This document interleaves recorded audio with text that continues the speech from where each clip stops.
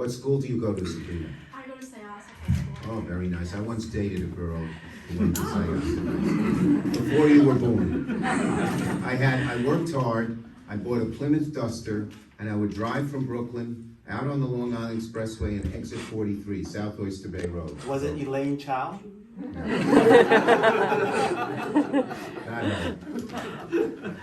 Hello, Senator Schumer. I'm Sabrina Guo from Sayasa High School in Long Island, and it's truly an honor to meet you. First, I just want to tell you that I greatly appreciate your allyship in fast-tracking the COVID-19 Hate Crimes Act in the U.S. Senate and supporting Senator Mazie Hirono and Congresswoman Meng in pushing for more federal funding to facilitate the hate crimes reporting process. We're going to do that. This is a big step, but of course there's much more work to do. I also just want to share with you how important your support for that bill was something that happened to me recently, personally. I was actually donating meals and PPEs to a COVID hospital in the South Shore of Long Island on behalf of my nonprofit, Long Island Laboring Against COVID-19. And I was actually flipped off and verbally assaulted by a passerby couple in the middle of an interview with a news station. And so I couldn't believe that happened, and it really shook me to my core. And though I don't know if those obscene gestures were motivated by my race, gender, or the politics surrounding COVID, it was an eye-opening experience. Yes. And it kind of shows, it's a sad example of the state our country is in today. And so I truly commend you for standing up for me and all Asian Americans. We all have to speak out every time it happens.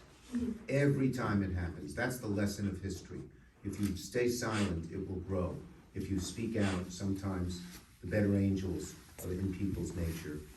But this is endemic now, and we have such, as I said, the demons have been let out, and you experienced it. We have to push them back in. Right.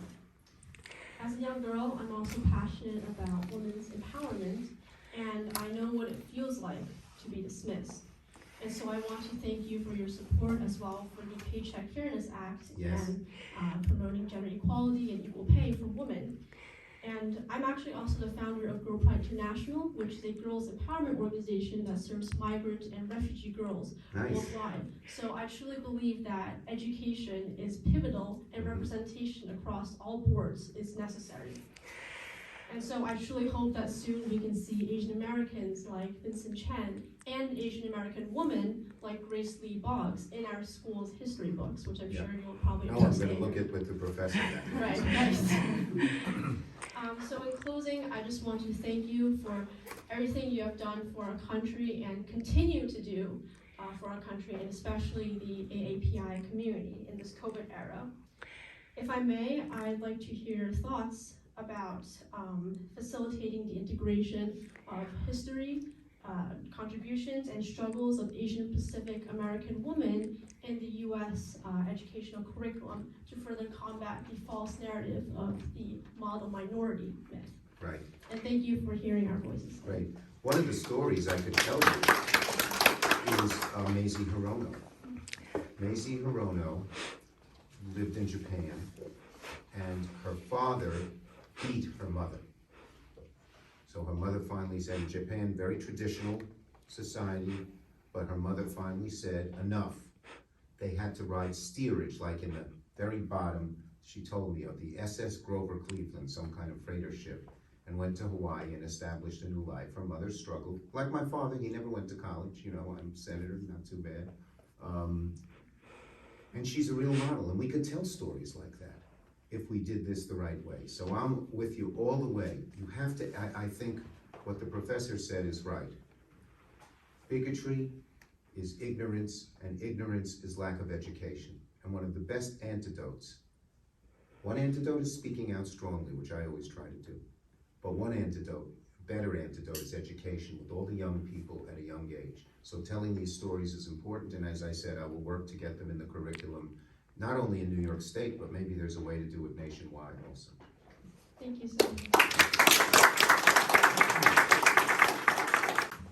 So on behalf of Girl Pride International and Long Island Laboring Against COVID-19, I'd like to dedicate this portrait of you, Senator Schumer, to you for serving our country and for tirelessly supporting our AAPI community. Now, this portrait is titled New York's Toughest Fighter.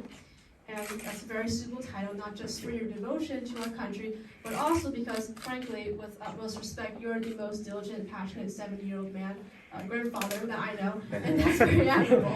Thank you. So thank you. And grandfather, I know, is a term of great respect. Thank you very much. Thank you. Everyone get a picture of this.